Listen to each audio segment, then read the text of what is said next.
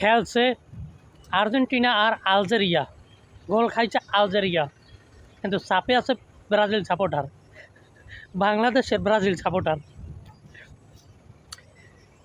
গোল খাইছে আলজেরিয়া, এখন বাংলাদেশ চেতাচেতি শুরু হয়ে গেছে ব্রাজিল সাপোর্টারও করুক।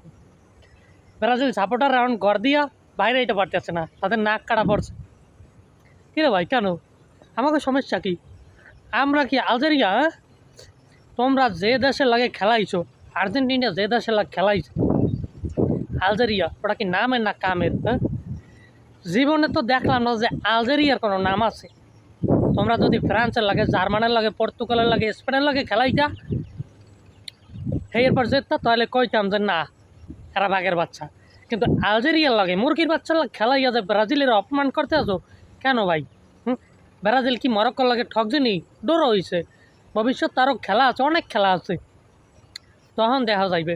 যদিও ব্রাজিল ঠগে, তাহলে আর্জেন্টিনাকে সমস্যা কি? সমস্যা তো নাই। এই যে আবার কইতে যে ব্রাজিল সাপোর্টাররা সারা রাত জাগিয়ে খেলা দেখতে চাই, যে তখন আর্জেন্টিনা ঠগে কেন ভাই? কোন কোন মুরগির বাচ্চায় না জানবে যে আলজেরিয়ার লাগে আর্জেন্টিনা জিতবে না? সবাই জানে যে আর্জেন্টিনা জিতবে, কারণ আর্জেন্টিনা মানে আলজেরিয়া কোনো খেলার মতো দেশ, ওদের লাগে এত পাঞ্জা লওয়া লাগবো। এখন বর্তমানে আজকে রাত 11টায় খেলা, পর্তুগাল ব্যাস ডিআর কঙ্গো। এখন এইখানেও যদি পর্তুগাল ঠগে, তাহলেও ব্রাজিল সাপোর্টারকে সমস্যা। ব্রাজিল সাপোর্টাররা কিন্তু সুস্থ থাকতে পারবে না, চেতাচেতি শুরু হয়ে যাবে, আর্জেন্টিনা লাগে চুলকানি শুরু হয়ে যাব। মূল তো একটাই সমস্যা, মানে যত দেশ ঠকবে, সব ঠগার মূল্য হয়েছে ব্রাজিল। ব্রাজিল সাপোর্টাররা থাকতে পারবে না ঠিকঠাক।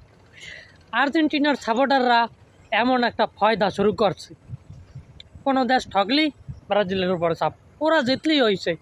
ভাই তোরা জেত, তোরা সবসময় জেত, এইটাই আমরা চাই। কিন্তু আমাকে চেতাচ্ছি, তোর কাছে আমরা ক্ষমা চাচ্ছি। I am very sorry.